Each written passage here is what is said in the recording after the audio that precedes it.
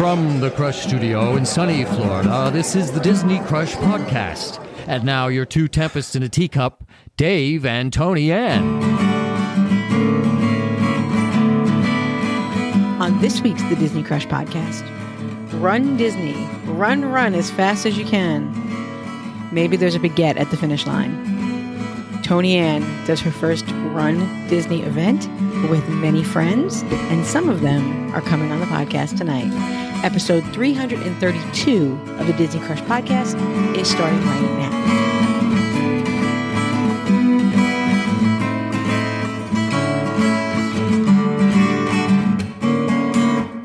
I came right in here and started editing again. I edited till about 4:45.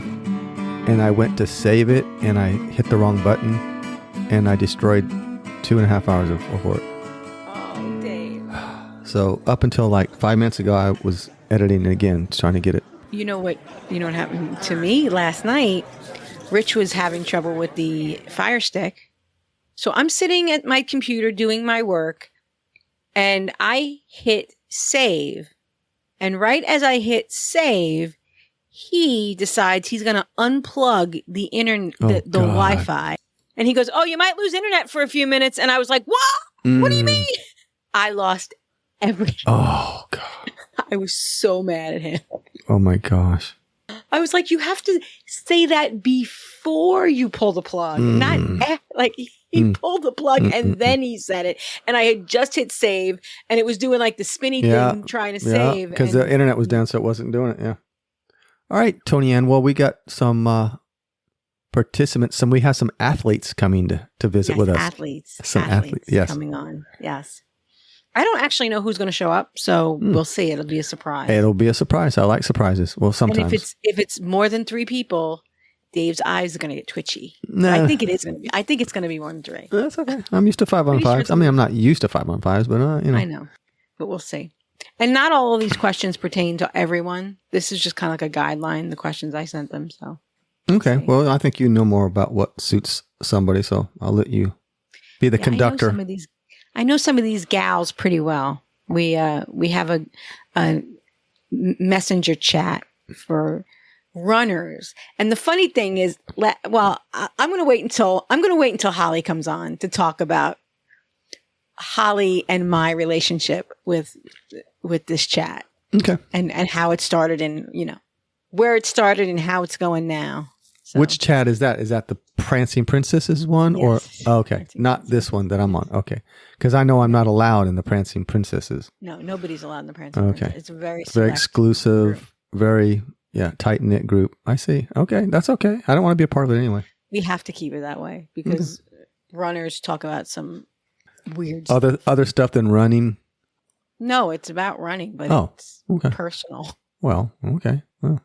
Stuff chafes, Dave. Oh, well, I could see that. Yeah. And bathroom emergencies happen. Okay. So we're very, Anytime you want to stop, you can stop. I'm about to get kicked out because I've just divulged. You're talking too much, yeah. So anyway, David. Little news this week. We just got it today, actually. Did you notice overnight Disney updated the My Disney Experience app and it looks different than it did yesterday? No, I haven't checked it in the last couple. You don't look at it. I don't. I'm not obsessed with it like you are. I look at it on the daily. Yeah, it did change, but there's more change coming. Disney is going to be updating their system, their reservation system for dining, so that you're able to put in all of your dates. So if you're going to be on vacation from the 15th to the 23rd and you really, really want to eat at Crystal Palace, you can put Crystal Palace in. You could put your dates from the time you get to Disney to the day you leave, and it'll bring up every reservation available for that week so that you can pick and choose and decide, well, the times work better on Wednesday than they do on Thursday. So we'll do it on Thursday. We'll do it on Wednesday. That was not an option before. You had to kind of put in a date and then if you didn't like what you saw, you'd have to put in the next date and kind of hunt and peck. So this is actually going to be really nice for planners. Well, to be able to see all the days that restaurant's available on their trip. we know a lot of planners, so Yeah. everybody And a should lot be- of people for the really hard to get reservation, they automatically put in the last day of their trip because they're afraid they're not going to get it. But now you'll be able to see it. Maybe it is available on your third day of your trip instead of your last day. So maybe it'll work out better. So this is kind of cool. I'm excited for this change. Okay. Yeah. Good. Mm-hmm. The app changed for the better, she says. We'll see. Yeah, we'll see. Exactly. You know, I'm sure there might be a little buggy at first and people start complaining it's not working, but then they'll get the kinks out. Mm-hmm. Yep. I think that was, there's more news. So Bob Iger had a meeting the other day with, I think it was a shareholder meeting. It might have been I'm not sure. He announced anyway that they have enough land to like expand, like build 7 lands at their parks. And one of the things that they're going to do is they're going to bring Pandora or some Avatar land to California, to Disneyland. So once again, California gets stuff and we don't, but I mean, we already have it, but you know. Right. And so yeah. we'll see. Okay. But he didn't mention anything coming to us because we don't get anything. So. Well, that'd be nice if they gave us something that Disneyland has and we don't have, like Matterhorn or something. I don't know if I want the Matterhorn. Not a very exciting roller coaster. Or how about change out pirates for their pirates? And yeah, that'd be nice. Or hopefully we'll get something cool. Or Mission Cars Breakout. Land. Cars Land would be lovely. Wouldn't and it? I know there's room at Hollywood. Oh, you could put it right there where Dino Land is. No, you don't want to put Cars Land in Animal Kingdom. Why? They put Journey of Water in Epcot. So what does it matter anymore? They've just jumped the shark. Yeah, that's true. Mm. I don't know. We'll see. So anyway, David.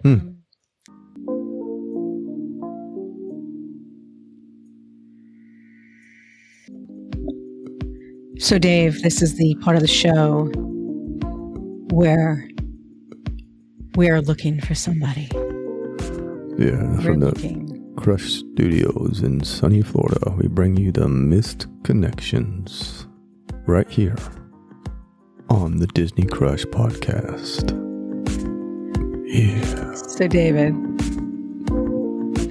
this person says, this is totally a long shot, but we met a really great couple last night at Toledo and had great conversation and would love Disney adult friends that are also empty nesters. Any chance Fiona and Arnold are in this group? We should have exchanged contact info, but we were getting up early today to leave and drive home. Here's a picture of my husband and I for reference. Do they have Fiona? clothes on? Arnold. Do they have clothes on? That's all I want to know. Yeah. Hmm. The wife looks a little bit younger than the husband, but you know, I'm 10 years younger than Rich. Veronica's younger than you, so I guess we shouldn't judge. No, okay. But, Well, unlike people like, I don't know, Glenn Kessler, did he keep his pants and shirt on, this couple? yeah, no, Oh, okay. this is Fiona. No. I'm sorry. Fiona and Arnold are the couple we're looking for. But the couple that posted the "Where are you, Fiona and Arnold?" Yes, they are wearing their clothes. Oh, okay. But Just checking. they posted their pictures, so if Fiona and Arnold see them, they'll know. Oh, yes. Can I ask you this? Yes. They do have their clothes on. Are they by any chance wearing matching Litz Flamingo shirts on? No. okay. And I don't see any bath sponges in the Okay. picture, and I don't see any pineapples. No upside down In the pineapples? Okay. Yeah. So Okay. Just maybe they checking. really are just looking for friends. Maybe. Mm-hmm. Mm-hmm. Yeah, that's my missed connection for the week. It's really weird how like Facebook just delivers. I mean, some weeks I'll have them and some weeks I won't, but it didn't happen them lately. Oh, yeah. I say it all the time. Never. Yeah. Facebook never disappoints. No, doesn't. Mm-mm. I mean, every day you could find something interesting. So, Dave, Yes, Toni-Ann. you have any Facebook? I don't. So I don't know if you want. I don't know if this one is worth doing the intro. No, you for. just go ahead and give it to me. Give it to me. You don't want the intro. How about this? Pew, pew, pew, who's pew, gonna pew, pew, pew, pew, bing. There you go. There you go. I don't think Deirdre's going to be happy with that. I think she'll be fine. Yeah. Next time I see her, I'll buy her a drink, maybe. Going to Disney on August 2nd. How hot is it going to be? Is it really brutal? How are the crowds? Am I going during a super busy, hot time? Yes. Mm-hmm. Yes, you will. How's the weather going to be in August, Dave? August 2nd, to be specific. It's going to be Epcot hot. That's for sure. So just be prepared. It's just funny. I know. It's going to be. What's the weather going to be hot. like? It's July, gonna be crowded. July 7th. What's the weather going to be like? Could you tell me, please? Hot. Hot. Okay. Like surface of the sun hot. Yes. Oh. Mm-hmm. You're And gonna then hate your life. You're going to say, why did I do this? with a 50% chance of showers, and then you'll be like in a steam bath for the rest of the day. Once the rain stops, Yeah. right? Yeah. Mm-hmm. Mm-hmm. Yeah, that's Florida. That is Florida in a nutshell. Yep. Dave, it's so good to see you. Good to see you too. I'll I see. haven't seen you since last night. Yeah, I know. Well, All right, David. Toni-Ann. So I did a thing a couple weeks ago. I did a 5K, my first 5K. And I had a little help from my friends, and some of them are here tonight.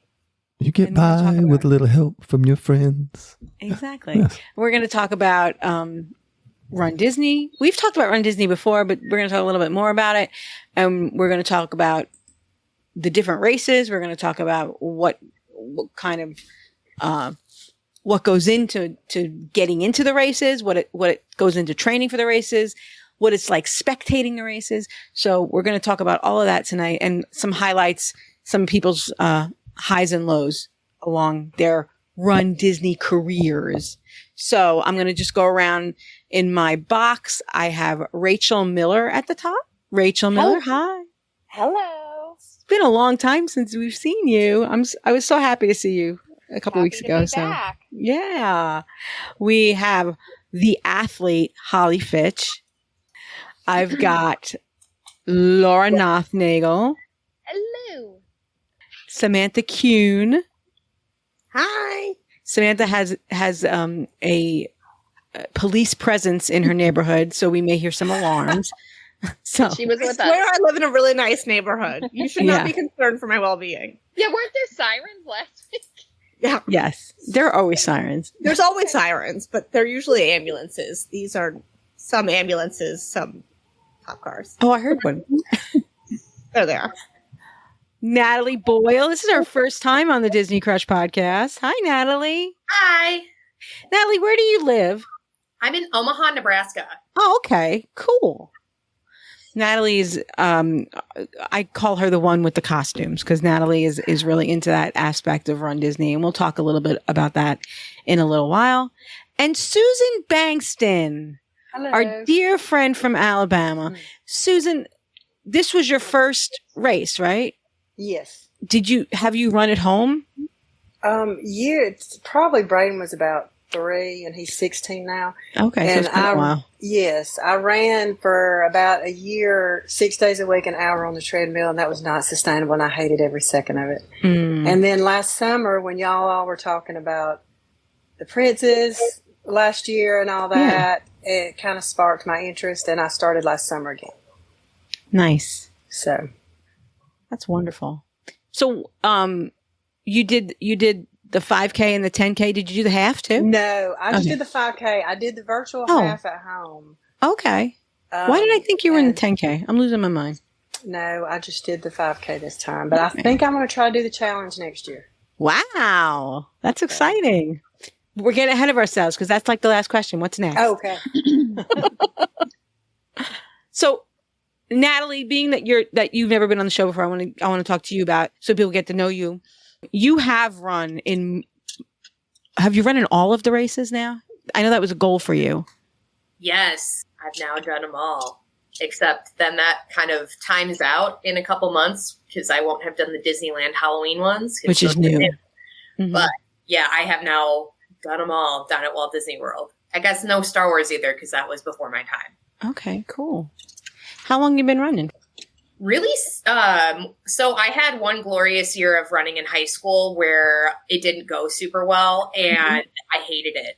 So the transition of that to where we are now is violent when you think about it. I really started running because my cousin had told me that she was signed up for the 2020 Princess 10K. Like, that sounds fun. How do I do that? I was like, a Disney trip? I can run a 10K for that. I fundraised my first time. And after kind of crossing the finish line, and it was a really hard race for me. Yeah. And I was like, wow, I really want to do that again and more. And I'm not ready to do a half in April because that would have been Star Wars, but half in 2020 in the spring. Right. I was like, wow, like I really want to build up and I want to do my first half marathon and I want it to be at Disney. So it's really been since, I wouldn't say I really trained for that first race. I think it was like 3 miles was my longest training run. Really from like Princess 2020 was the catalyst for me starting running, period. That's exciting. And that's something that Holly, that's something that, we're talking about that a lot of people that do run Disney events are fairly novices and they build up. And something about Disney makes people prepared, like to feel like they can do it. She's not going to comment. She's just she's too cool. I'll comment. I kind of made a pact with you that if you do it, I do it. Mm-hmm. So that's what kept me motivated to get out there. And, I didn't want people to be waiting on me or feel they had to slow down for me. Right. But, I know they did, but that just kept me motivated because I knew, I had to do this. I wasn't going to drop out. So it just kept me motivated and I got out there and I did it. And you did it. Rachel, you've been running a long time. How many Disney races have you done? So my first Disney race was in 2014. Princess Half Marathon weekend. I've been doing it a long time. The courses really haven't changed that much since 2014. Does that get monotonous?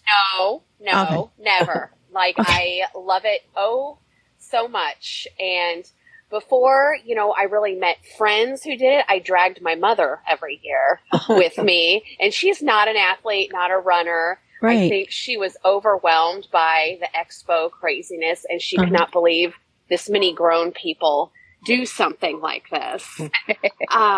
But I'm one of those grown people, and I also can't believe this many grown people do something like this.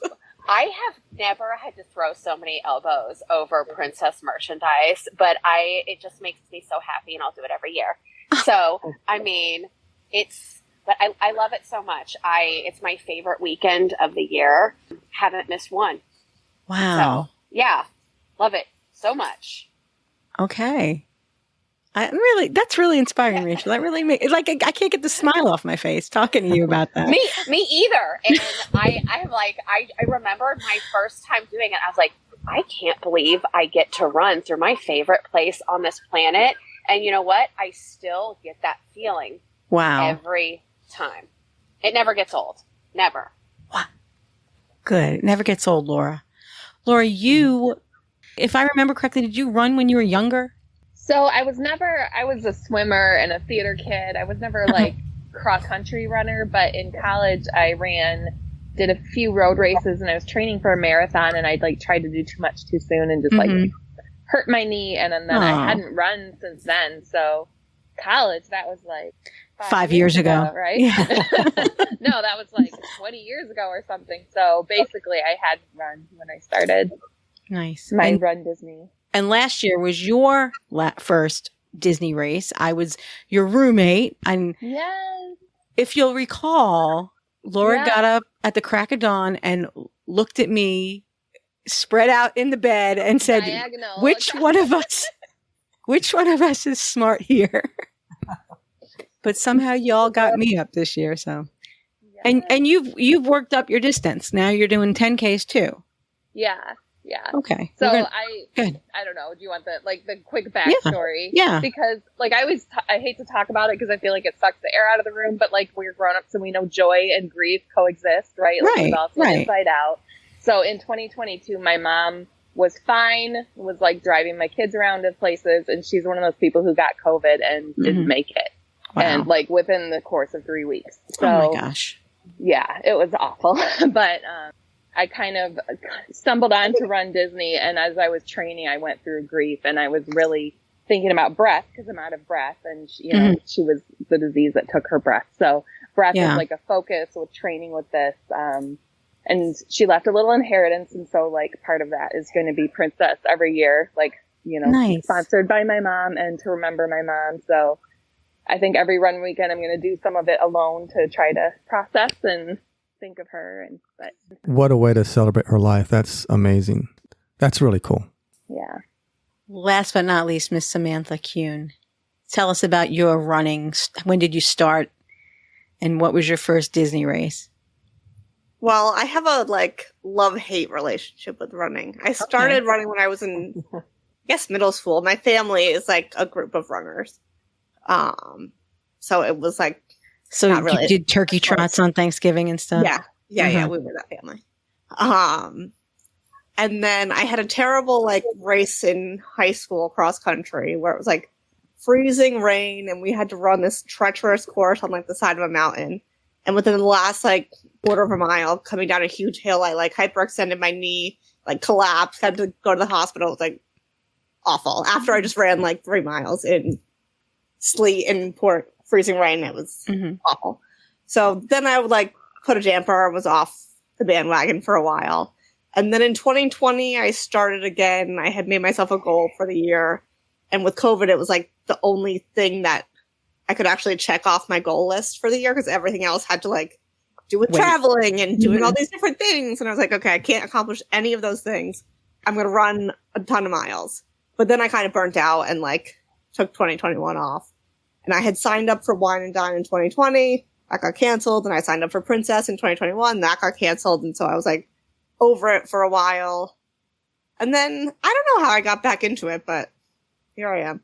You did Wine and Dine in November. Was that your first one that you finally got in? Yeah. Yeah. Okay, cool. And you confessed, well, we're going to talk about, that's one of the last questions is what's next. So we'll talk about that. Well, Rachel, tell us what's so special about a Disney run. Well, at least, what I've experienced is the running community is pretty positive and supportive of each other, whether it be a Disney race or a regular road race, or even just for me running out every day, every weekend, people, you pass them by, great job, good to see you. But Disney races, I know when I do races at home, the starting line is people are pushing each. It's you take off a pack of wild hyenas, and everyone's trying to get through, and it's kind of. But in a Disney race, it's just so much positivity and just joy, and the surrounding is. I mean, I am one of those people. I will stop for every character. I will say that because it's 2-3 times the price of any other race, and so. That's the purpose. I don't do it for a time. I am doing it to run in the place I love the most and the ambiance and just, it sounds corny, but just the vibes of it are just, so, you're surrounded by a bunch of other people who love this ridiculous thing just as much as you do. And everyone's dressed up in something, well, I mean, not everybody, but it's creativity, it's positivity, and it's something healthy to do. Right. All before, at 5 a.m. So, yeah. I mean, what could you not love about that? I love getting up at 2 o'clock in the morning. I am a morning person. I get up every morning at 4 a.m. to run. So that really doesn't bother me at all. I am wired for sound. And if you don't know Rachel, something you must know about Rachel is that she won't run without her lipstick. Never. Come on now. It makes me feel so much, you know what? It makes me feel confident. It's just a thing. You should always feel your best. Good for you. Natalie, can you speak to the costumes a little bit? Sure. So I'm a little bit newer to the costume game, it feels like, which is funny because I'm the one with the costumes now. Because my first couple years doing it, I didn't really do costumes. I had like 2 shirts that I'd alternate between. So it was these 2 shirts, and then like the one weekend, and then I was like, okay, I'm going to wear this one for the 10K now, and then this one for the longest race. Mm-hmm. So when I went in for Dopey, for my first Dopey, I was like, all right, let's go. Like, I know I feel like I'm missing this little piece of it where I would hear other people on the course be like, great job, Mulan, or great job, Simba, like run past. Right. I want that because you can't read my name down there on the bib. Right. So I knew I wanted that. So it kind of just came to me of like what theme I wanted to do. And I haven't done like a whole weekend theme since Princess of 23, but I did all the Mickeys and Fantasmic for Dopey. And then I did a Mary Poppins theme for Princess in 2023. Right. And that's a little harder to execute on because then you have to have a lot of things align. And then if you like hate a costume, you kind of have to stick with it because you're too committed to the right to the doing it. For people who don't know, can you talk about what do you, when you say Dopey, what do you mean by that? That's during marathon weekend, which is in January. And it's if you do the 5K, the 10K, the half, and the full 4 days in a row. That's pretty dopey. Goofy is without the 5K? Goofy's without the 5K and the 10K. Okay. I did Goofy this year. And it's very funny because if you think back to that very first Princess race, I remember hearing the concept of Dopey. I'm like, that is insane. And then you did it. How people do that. And the transition has been wild, to say the least. Kind of costume-wise, my style is a little bit more like functional running wear plus accessories. Right. And sometimes the accessories are wild, like a whole chimney sweep or like a harmonious barge. I felt like she was underappreciated, especially because they had just taken out one of the harmonious barges. So it was extra funny if you got it. Right. So the barge is running the marathon. Yes. The barge was taking her last stroll around the world showcase before being back. But I kind of just try to find something like, sometimes it's something, it has like an extra meaning to it where I did Dopey I dressed as Dopey for the half for Wine and Dine because I had done every race in 2023 and I started with Dopey and then I was there. So that had a little bit of additional meaning for me. And then sometimes it's just, I have all these pieces or all I have to do is order a little headband. Let's go. But it's amazing the things that people do, the thought that goes in and the love that goes into costumes. I love seeing that on the course and try to inspire myself creatively. It doesn't always go there. I am an accountant by trade and, really we get some places. Hey, Laura, tell me about Jack Sparrow. Jogging Jack Sparrow. That guy is a riot. If you've seen this guy, he looks more like Jack Sparrow than Jack Sparrow. And he runs the entire race, like staggering, like back and forth, like on Pirates of the Caribbean. And he has been known to like ask for rum at the water stops. And women just love getting their pictures with him. He's very fun. Holly, I know this was your first race. So can you tell us what made you decide to do this race? I just wanted to be with my friends, I guess.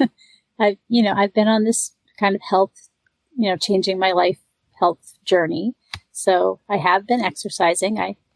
Last year at Princess, I was actually on a scooter because of a knee injury. So I had surgery and started PT and decided to sign up for this race. So, Holly, I was telling Dave before we came on that we have this chat where all of the ladies that run are in a chat. And somehow, because you and I were going to Princess last year, even though we weren't running, we were in that chat. We were like spectators in the chat and they would talk about stuff and we would message each other on the side. Like they eat goo. and Tori likes to talk about the porta potties and this sounds awful. They eat gel and they have to go in porta potties. And now we're one of them. We are. I still haven't eaten gel. No, it's goo, right? Is that what it's called? Did you have a costume, Holly? Yes. Toni-Ann and I had the same mermaid fish scale leggings. Mm-hmm. Yeah. And then we had t-shirts. Toni-Ann had her logo, her motto on hers, and I just had seashells on mine. Yeah. So we had a mermaid theme going. It was Ariel. It was a Little Mermaid 5K. So we wore mermaid pants and yeah, we had a lot of fun. Laura, did you dress up? Yes. Oh yeah, Yeah. she did. My so I do theater makeup in our community, and so last time I kind of half-heartedly dressed up, but this time I brought my theater makeup. So Rebecca and I decided to be Flotsam and Jetsam because it was Little Mermaid theme, and I sent her a picture of my idea for makeup, and she was like, "Yeah, that's too much. No," but then your inhibitions are down apparently at 2 in the morning. So yes, we were all black with black tutus to be eels, but then we did like ridiculous theater makeup, and that was really fun. Yeah, they look great. Yeah, and then for the 10K the theme was Rapunzel, and I wanted to find a character that wasn't just like one of the side characters, and so I was a mime, and I think I only saw one other mime. So again, just did the little bit of mime makeup. It was fun. Yeah, you were cute. Susan, did you dress up? Or did you just act normal, like a regular runner? I just did mermaid leggings, and I had a tank top with Poor Unfortunate Souls on it, but it was so cold I ended up wearing a long sleeve shirt over it. Yeah, it was cold back then. And then tutu, so nothing too fancy. Right. And if people don't know, when Holly said about my motto is actually words of wisdom from our dear friend Wendy Fox. When David and I, at TDC, we played some silly games. David and I had tissue boxes full of ping pong balls strapped to our backsides. And I was losing to Dave. And I did lose to Dave. And Wendy was rooting for me. And she was like, "Jump, Toni-Ann, jump." And I said, "I can't jump, my boobs." And she goes, "Hold your boobs and jump." And that became kind of my motto for the summer, how I would tackle the challenges in front of me. So I thought it was very apropos to have that on my chest as I did this. So, yeah. Samantha, did you dress up too? I just had mermaid leggings and a purple shirt and an Prince Eric bag that I carried the entire way. So I guess she looked like Ariel. She had a purple top with green mermaid pants. So she was kind of like Ariel. But what did you do for Wine and Dine? Did you do anything?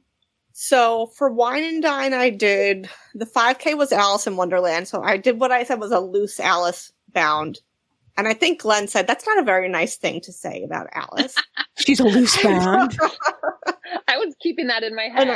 And I had like light blue running shorts on and a white t-shirt and a black bow in my hair. And then for the 10K was Beauty and the Beast. I just had a Beauty and the Beast t-shirt and shorts on.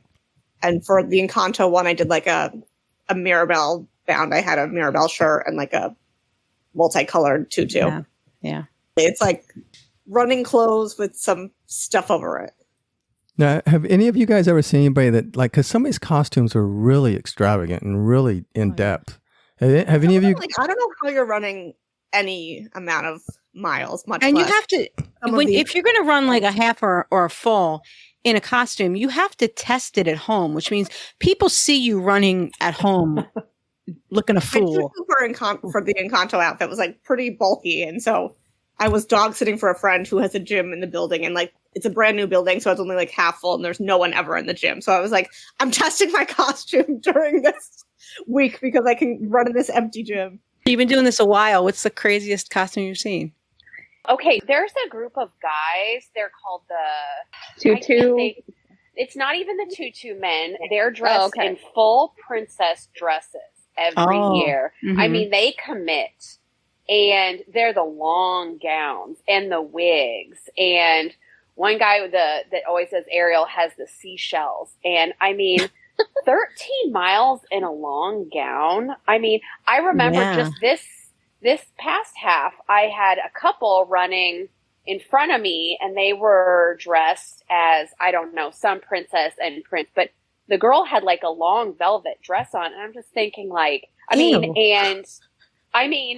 ran like a pretty quick, pace the whole time. And they were ahead of me. I'm like, wow, good for you. Good for you. Like, I would think that the seashells would chafe on that man. And going back to what Laura said about running Jack Sparrow, like I saw him when I was out in California in January, and I saw him. I ran next to him, I think through Adventureland this time through the half. And I mean, he's just, I mean, and his costume is, I mean, it's full, Right. you know, everything. And he never breaks character, but he goes. I mean, Wow. he goes. And he's staggering along, kind of like flapping his hands the whole time. People commit, and good for them. Crazy. Have any of you ever seen anybody that's like ripped their costume off because they're just sick of it and like, I can't do this anymore? I saw somebody at Princess last year who was Madame Leota with her head in the globe and then with like a table around her. Oh my God. And I was like, she had to have, like, I can't imagine running in that. But no, I haven't actually witnessed it. They've changed the costume guidelines though, haven't they, Natalie? There's certain things you can't do anymore. Yeah, the only true changes to that were like no inflatables, and because stuff like being a slinky dog to someone else would like they don't want to Red Rover someone on the course. So Right. That was already banned, but they didn't enforce it as much. I think stuff with like hula hoops or like tutus touching the ground. Mhm. So like there's one guy, DW, who makes the most beautiful costumes. He's like in some of the groups, he's all over those where when DW wasn't concerned about the costume changes and he's like, well, if it just needs to be shin length instead, that's fine. Yeah. I'm not concerned about the costume changes anymore. Okay. But I think it was inflatables was one of the bigger ones that they stopped allowing Mm-hmm. because there was a big hubbub about it. And then it kind of like in actuality really wasn't. So Rachel, you kind of said that Princess is your favorite race. Is that true? Or what's been your favorite race that you've run? I would say Princess is definitely my favorite. I do love Wine and Dine just because, you know, the theme and all wine festival, but Princess has just, I think it's because the one I first, you know, my first one that I ever did and the memories, and it's the one that I will always, like, I'll have to say, I can't do them all every year, obviously, Right. but Princess, like, that's, everyone knows, like, that's a non-negotiable. So the rest is, I can do what I can do, but that is for sure my favorite. Cool. Natalie, what's your favorite? Because you've done them all now. It's Princess. Yeah? For marathon, it's Princess. Wow. That's awesome. Similarly All right. to Rachel. Where It's sentimental.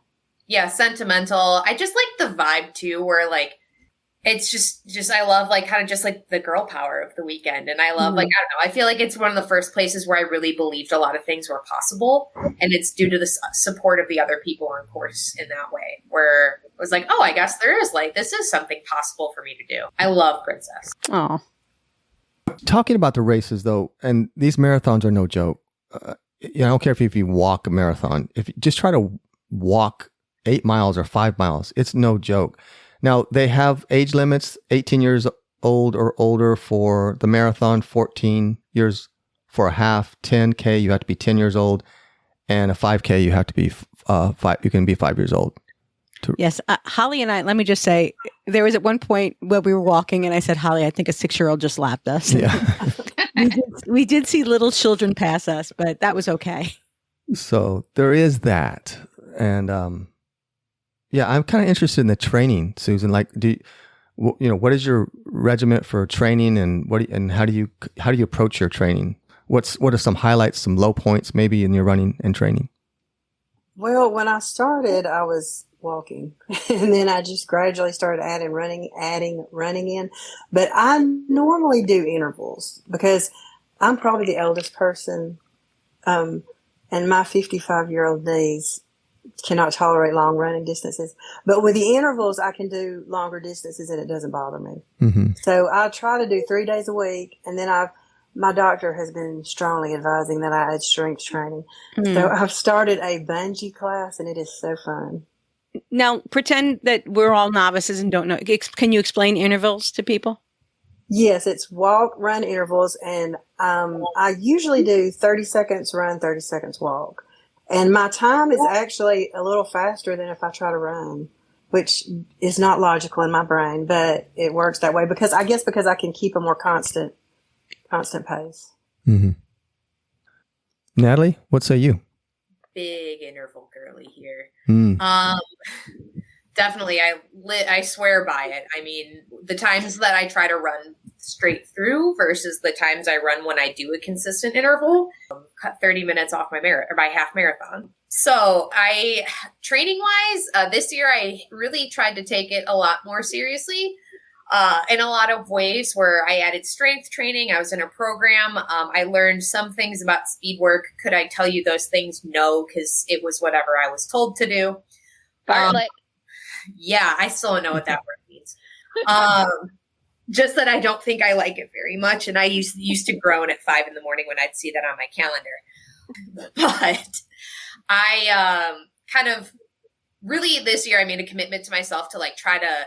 And I don't love like a never miss a training run mentality because there are things in which you have to postpone because my life and like, like if I'm sick, I'm not going to run.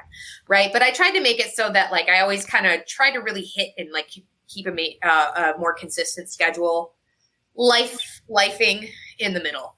But I was able to do that. And like that was helped me kind of get through wine and dine training up to the marathon. And then I kind of just wung it for the last month getting up to Princess.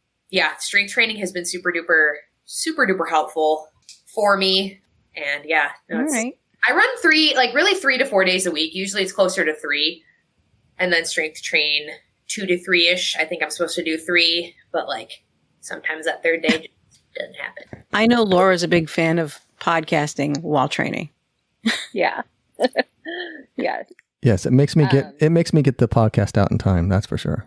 Yes. And for a while I was doing my long run on Wednesdays just because I knew I had a new episode of The Crush to keep me company. So I switched the long run from Friday to Wednesday. That's awesome. No pressure, but. Now, do you incorporate indoor and outdoor or one or the other? No, last year for Princess, I joined the Y because I did not want to miss a training run. Mm-hmm. And I ran at the Y a grand total of once. I just canceled my membership, so that was like a $600 run that day. Yeah, I can't handle running inside. Like, more power to there are treadmill girlies in the group. Heidi has done like a huge percentage of her training on the treadmill, but my neighbor, like, it's kind of boring. I live by a beautiful state park, but my neighborhood loop is exactly 1 mile, and I just love to just put on a podcast and turn my brain off and just go around it 6 times or whatever. Mm-hmm. Okay. Yeah. That's cool. I have training advice, though, I must say. Because, yeah, please. Yeah, when I started training for Princess last year, I think 3 times I started and I ran, run, and then I injured myself. And then I tried, healed, run, injured myself. So then I downloaded that Couch to 5K app. And the first run, they said, go slow, go so slow, it feels ridiculous. And so I restarted training, running very slowly, not much faster than I walked. And I was able to build up that way. So for anybody out there who's thinking about start slow is my only words of wisdom there. The Couch to 5K, there's an app, and it's it was put out by the NIH in the UK, I think. But it tells you, every time you listen, there's a different episode, and it tells you run, walk, run. Yeah. So yeah. My son did it with me, my college son, and it's so cheesy. It starts, "Hey there, awesome runner." So whenever I'd say I'm going to run, he'd say, "Okay, awesome runner." And in the end, I don't really recommend that app. I went to intervals too, but it was a good little starting. Yeah. I sent Holly an interval app, and I think she hurt herself after when we did it. I'm using it again though. Oh, good. Yeah. Good. How's that going? How's the training going? I know you have beautiful scenery around where you live. Yeah, I like to walk outside more than the treadmill, but it's winter in Maine, so lately it's been the treadmill. Yeah, those pictures that you post are amazing. Yes, I send them, so maybe someone will come visit me. I would love to. Does Rachel run straight through though? I do not. I will tell you. Yeah, I did think so. I've had my running career has been plagued with injuries. So every time I have some major orthopedic surgery, I've had people send me Jeff Galloway, who's a huge proponent of the, the intervals. Someone sent me his book once, hey, it's time to slow down and do intervals. But and this is a personal thing for me. If I slow down to walk, it's harder for me to get back to running and that's a problem that I have. Through the half marathons, I do walk through the water stops because I'll grab a glass of water and I will hydrate and then I'll keep going. Okay. So that's just because if I stop to walk, it's really hard for me to start running again. So that's just, I could maybe get quicker because I do hear, like Natalie said, you're faster when you have your intervals. I know Amanda Bond does the same thing and that really works for her. Mm-hmm. I might be able to get quicker, but it's just easier for me.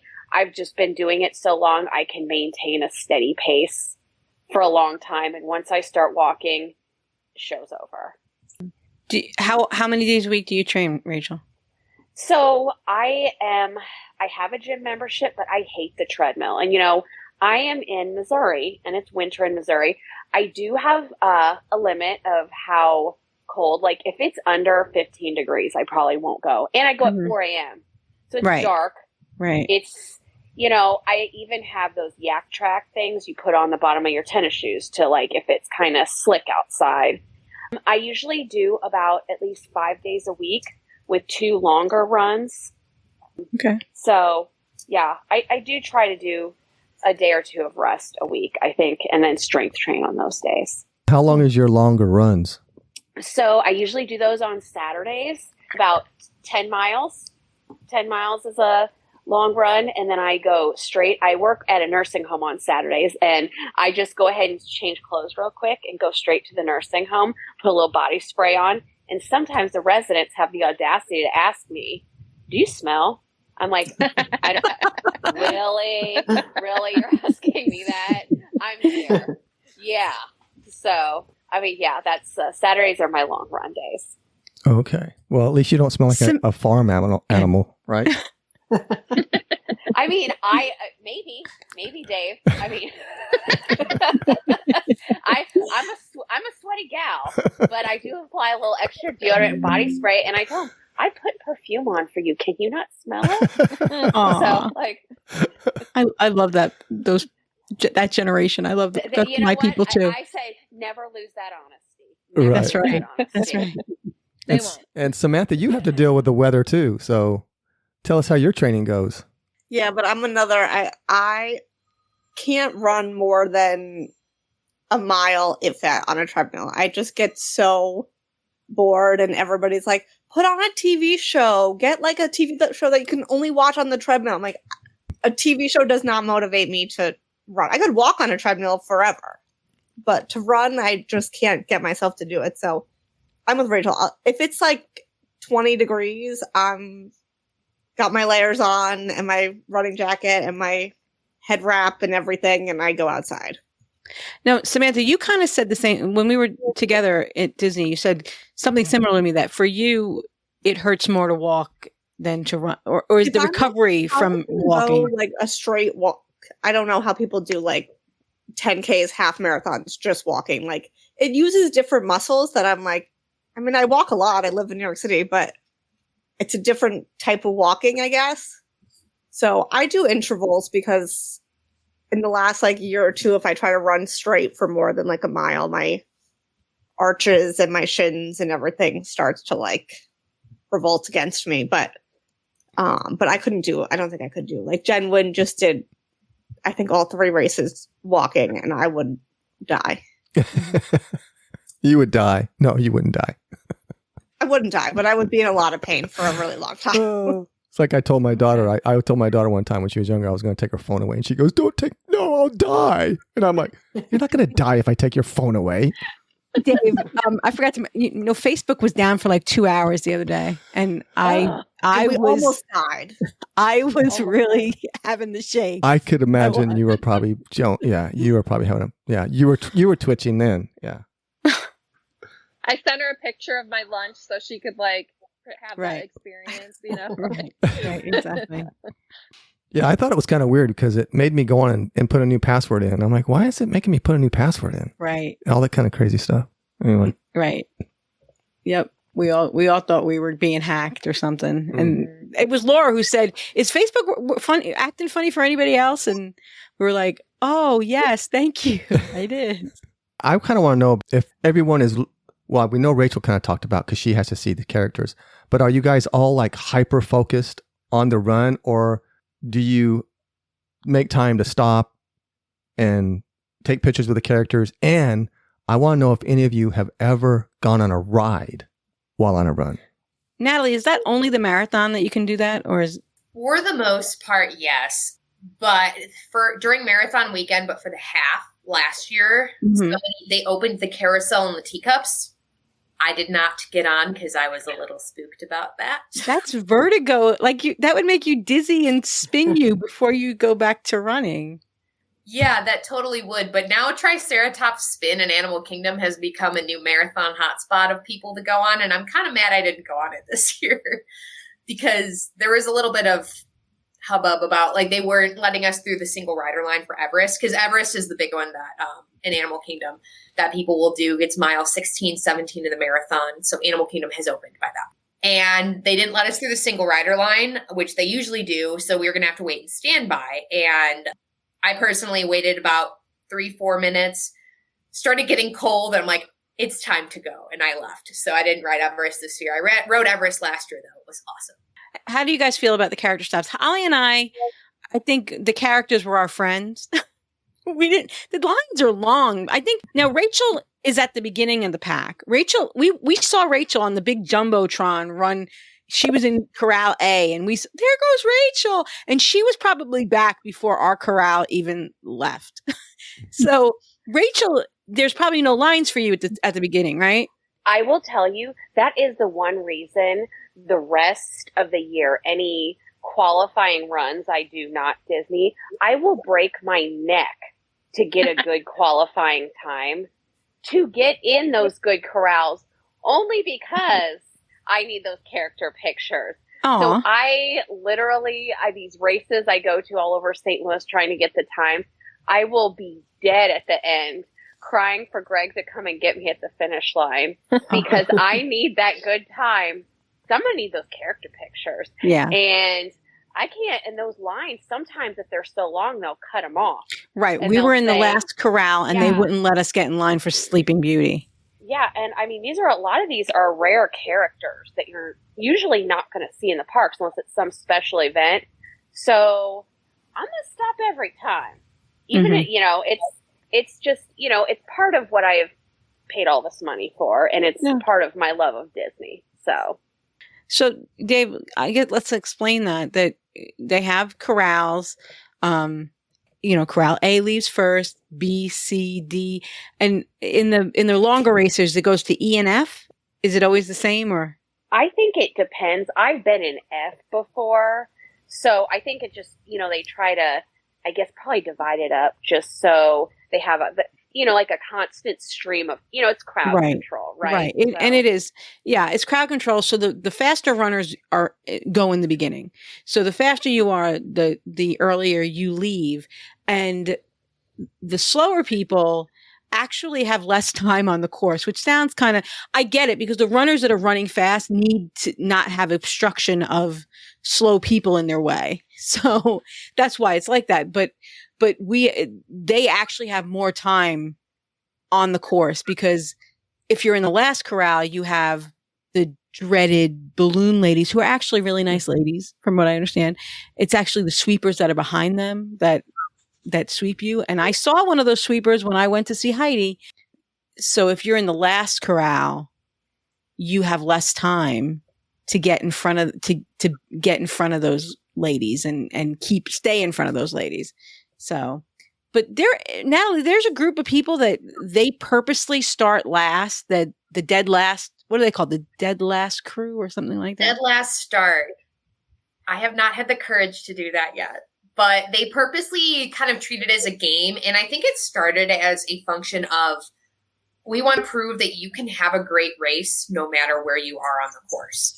And where you you can make the best of the situation that you're in if you do start toward the back. And some people will run crazy fast times. They are designated targets where I think that usually it's the different pace groups where something would have to go really, really well or almost perfect for you to catch the 2:15 pacers. You'd have to run for a 2-hour 15-minute marathon.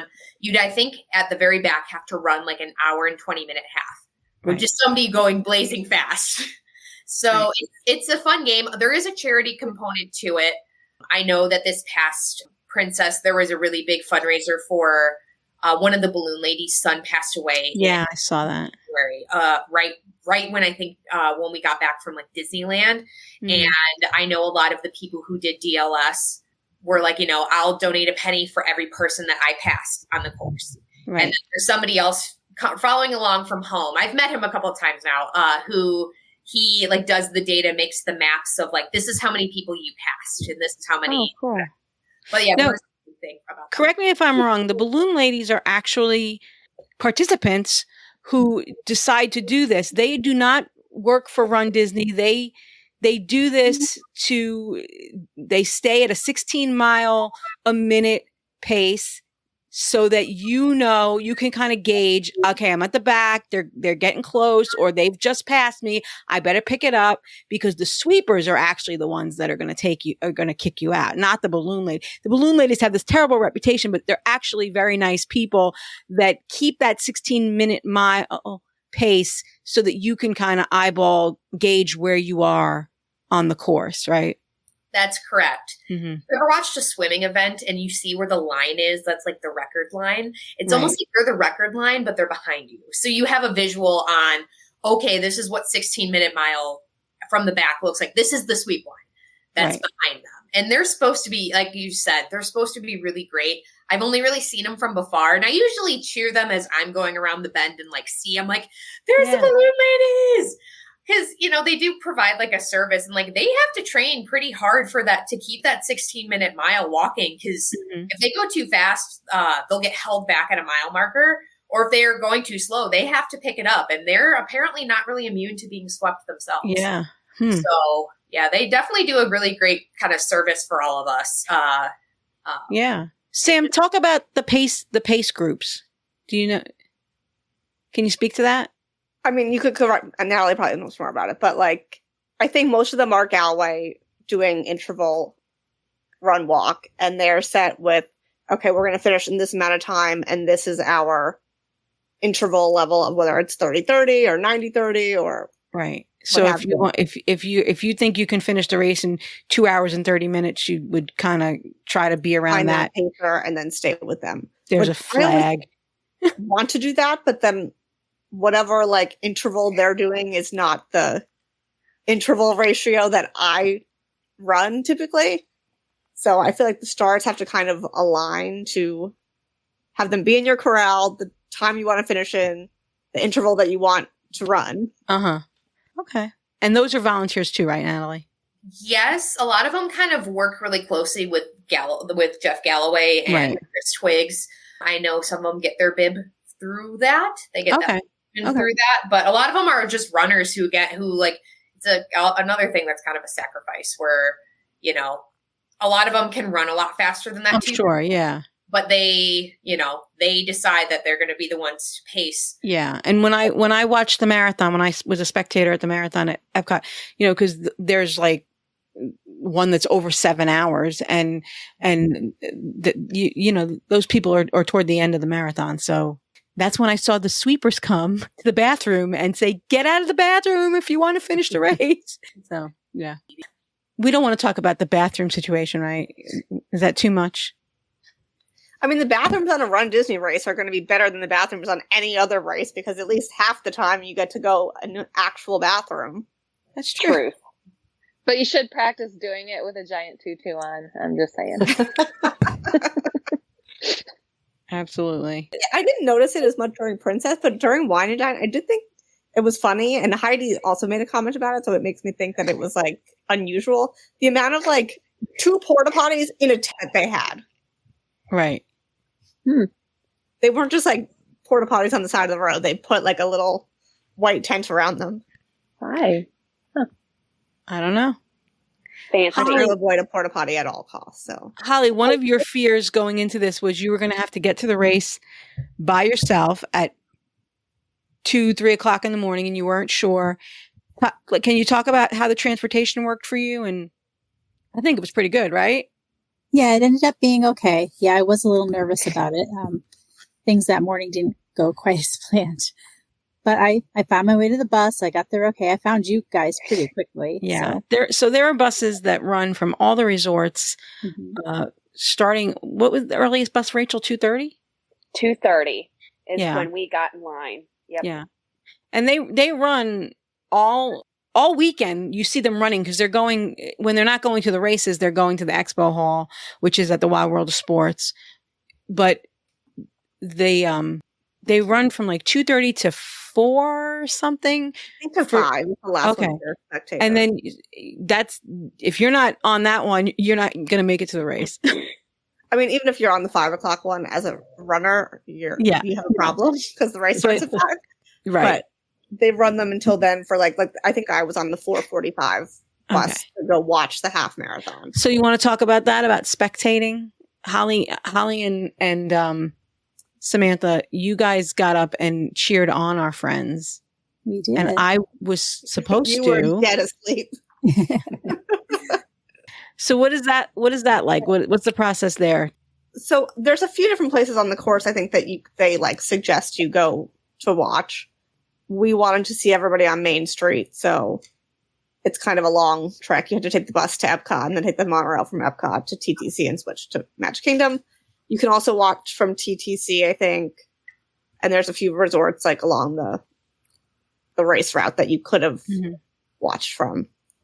But I think, I mean, you could interject if you disagree, Holly, but like all the spectators I thought were very like accommodating to each other. Like I was kind of worried that we weren't going to be able to get up to like the front, because there's a lot of people there to be able to see everybody. And even if we weren't there, everyone that was like at the rope was like, whenever your runner is good, like we all were kind of in like a tribe together. It's like, okay, whose runner is next? Right. And okay, so you switch. And I felt bad because we had a lot of runners that were running mine, but everybody was like just close enough to each other that I like didn't really want to lose our spot. Right. So if you don't know, there is an RFID chip in the bibs, in the race bibs.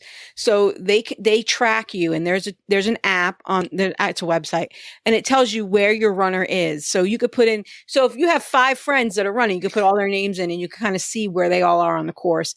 But I think we found with Heidi last at the marathon that actually if you have Find Your Friends, like on Facebook or Live 360, you might have a more accurate idea of where they are. Did you find that, Sam? Or because I know you track everyone. I don't track everyone. That's definitely like the most accurate.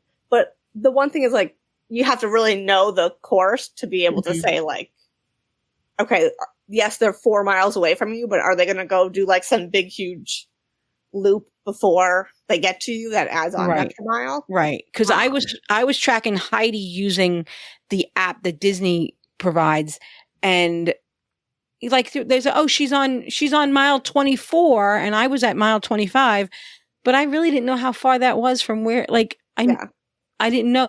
And I found the app was better for this race than it had been in the past. Okay. Because I've like tracked even from home, like when Heidi's done races and she finishes like way before whatever the app says. Because it really just is based on like different touch points of when you crossed X mile.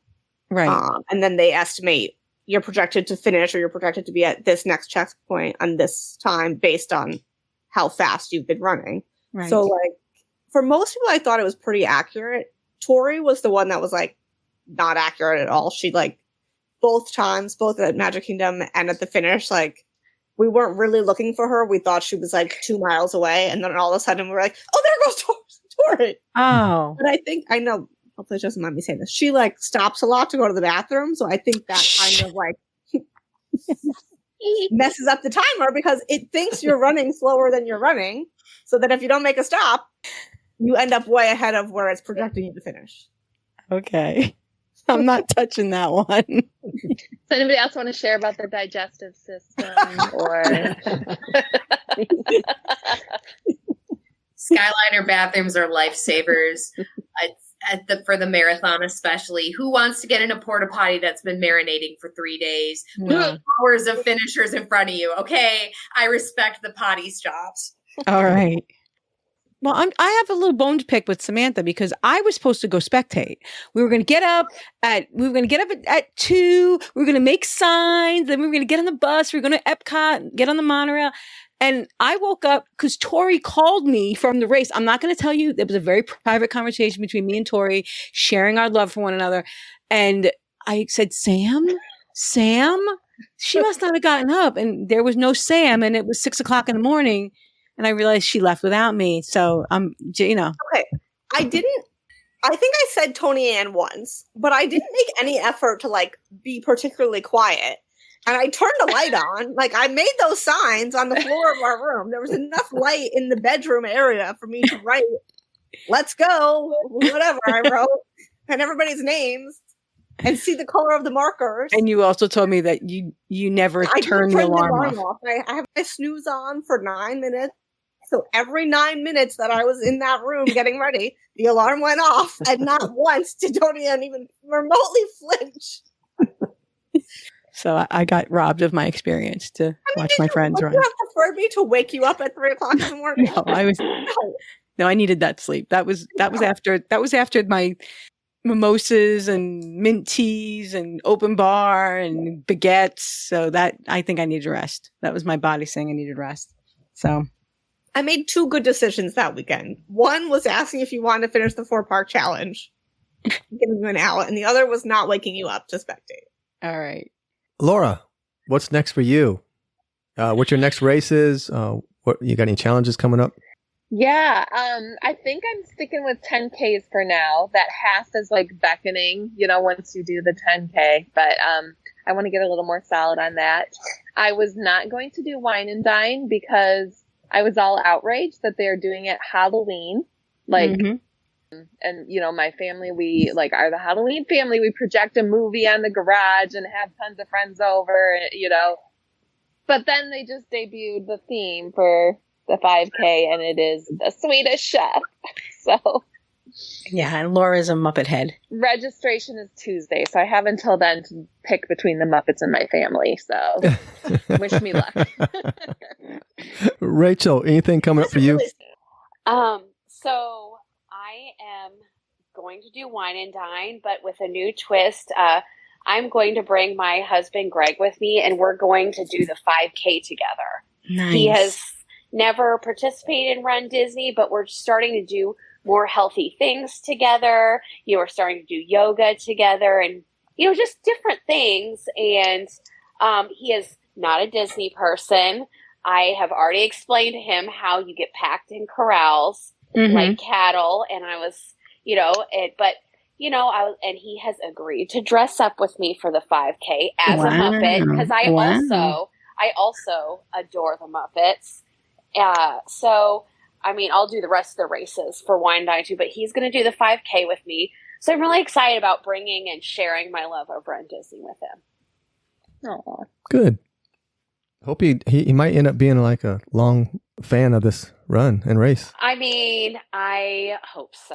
But we'll just, you know what? I'm just going to, hope for the best. Yeah. Holly, what say you? Anything coming up for you? Any more races that you are looking forward to? Well, someone in this group was texting me today and twisted my arm a little. So I think I'm also going to do 5K at Wine and Dine. Wow. Sounds like there's going to be a lot of people at Wine and Dine, Toni-Ann. Okay. Natalie, what's next for you? Well, I'm perhaps dipping my toe into some locals here in Omaha. Okay. And by dipping my toe, I might be running a half next weekend. Maybe. Clearly, I haven't registered yet. Anyway, but I am registered for Wine and Dine already, and I hope to add the 5K when general registration goes on sale on Tuesday. So I'll be there. Susan, how about you? Well, Anne Marie is wanting to do the 5K next year with me at Princess. She came and got up at 2:30, and so she wants to do it with me next year. So she started walking. So we're going to do some local stuff here, and then I want to do the challenge next year. And I need to thank Laura because she got me in the 5K this year. Amanda sent me a message and said Laura's in and asking if anybody wants in. So she's the reason I got in. Thank you. Yay! Oh, Laura, see. Don't try getting me in because it's not going to happen. Just putting that out there. Samantha, how about you? You got anything coming up? Hoping to get into Wine and Dine, have a room to do all three, and then I'm planning on something of marathon weekend, debating on quote unquote just doing the marathon. I've never run a marathon before, so it's not really just, but I know myself, and if I do the marathon and people are doing Dopey, I'm going to be sad that I didn't sign up for Dopey. Right. So I'm debating if that's a good call for my first marathon. I know Natalie did that as her first marathon, so I have like the angel and the devil. Heidi on one hand being like, you really shouldn't do that for your first marathon. That's a bad idea. And Natalie being, I did it. It was fun. I survived. I did better the second year that I didn't do it as Dopey and I did it as Goofy. But I also that's like some of the learning curve of training for a marathon that I'll be in for, I'm going to be doing Dopey again next year. So devil on your shoulder a little more. To do Dopey next year. So I'm like, all my friends are doing Dopey and I'm just doing this little old marathon. I've never run a marathon before, so it's not just. But I have a very extremist personality. So I have a hard time just doing a little bit of something. Well, here's a little tidbit. Disney started these races in 1994. That's a long time they've been doing these races. And I feel like at each race they announce somebody that's done every single that's crazy Run Disney race that's ever been. Well, there's 26 individual races and 163,000 runners, I think they said. Yeah, It's crazy. What kind of swag do they give you guys? Actually, a wonderful deal. Everybody complains that it's expensive, but if you sit there and do the math, the Disney math. It's a deal. Does anybody want to talk about the prices of these races? What are they, around $200 if you do them all, or what is it? Gosh. So I know not to make everything about Dopey, but when I registered for Dopey, it was $660 for all 4 races, 6 shirts, 6 medals. I know it's gone a little bit up. It didn't go up a ton over the last 2 years, but I want to say the 5Ks are around and I don't know if this is with or without platform fees, 120, 130, something like that. 10Ks are, I think, 160. Yeah. I couldn't tell you what the standalone half is because I haven't been smart enough to do that. And the challenges, it kind of depends on the challenge because some of them are 2 races, some of them are 3, some of them are 4, depending on the weekend. Tend to be around the high 3s, if not $400. So it kind of depends, but there's not the most cost effective way to run 13.1. However, I see a lot of value. Yeah. Now, is the Dopey, is that the big one? Is that the one everybody really tries to do, or challenge wise, or crazy people? Yeah. Just crazy. Yeah, I agree. Yeah. Yeah. That's the big one. That's what I see. I'm not a runner, but I noticed that Dopey seems to be the pinnacle of the because it's the only, it's one where you're there all the races of the weekend, so you have to start the weekend at the expo the first day. So it's kind of and I do this kind of voluntarily where I'll do the 5K plus the challenge for Princess, so I'm there every day anyway. But Dopey's kind of this shared trauma bond of we've been here all together in the same area for all these different days together. I feel a lot of people kind of make it a bucket list item. If they're going to try a marathon, they do. And that's actually what led me to doing my first Dopey, because I was going to do the 5K and 10K with someone, and I was going to do the marathon. And I was like, wait a minute. First of all, what's a half if you added on to that? I really wasn't that experienced. So the half was a lot. And secondly, I'm if I hate training for a marathon and I know I need to do Dopey someday, I'm going to be super mad at myself if I go through all this effort and then I have to do it again because I didn't do Dopey yet. Unfortunately, I've decided I like the marathon and I'm fascinated by the marathon, and that wasn't a one and done, but nothing with Disney ever is. No. But I'd say a lot of people kind of build towards challenges for sure. And there are different challenges, but I'm a big fan of DIY challenges too. If your perfect season's every 5K in the season, that's awesome. Right. I love it. Yeah, absolutely. I love that for your super perfect season. If your coast to coast is doing a 10K in Florida and a 10K in California, Disney might not recognize it, but I do. I do. Do any of you have any tips that you want to share with listeners? Get a crew together for registration. Registration is bananas. Like, you think getting a boarding group is crazy. Registration for these races is insane. And you always hear like, oh, it sold out in an hour, but really it sold out in a second, because if you're not on, when they open it, like, it takes an hour to check everybody out, but everybody's in line like the second it opens. So, the anxiety has started for next week already. Right. Like I think I was on 2 or 3 different devices and like 4 different browsers for this race. And I got in and I signed myself up, and I think I signed 6 or 7 people up after me. Like, once you're in, you're in. Mm-hmm. But 3 of my browsers, everything was sold out by the time they got called up. So if I had just gotten on one device and one browser, I would have made it. Yeah. So, yeah. Good tip. Anybody else got a tip? Rachel, the veteran, any tips? I will have to say this. I don't know if it's a tip per se, but I appreciate, I've done this by myself for so many years. I mean, my mom went with me, but, I went and ran by myself. She offered to come and find me at the end, but I'm like, what? It's such a mishmash of thousands of people. Stay in the room. It's not a big deal. I didn't do this for the accolades, or I did this for myself. So, but having this group of ladies with me, last year we had some, and this year, I will say in all these years, I've never had anybody cheer for me on Main Street before. So it was amazing to hear Sam and Holly, and I saw them and I was like, that was amazing to me, because no one has ever done that for me before. Like, I will say, having a group of supporters with you is like, it just gets you through, gives you that extra something and keeps you going. So it means a lot to have people with you. Yeah, I think that's huge to have a support system around you. I really do. I think so. Absolutely.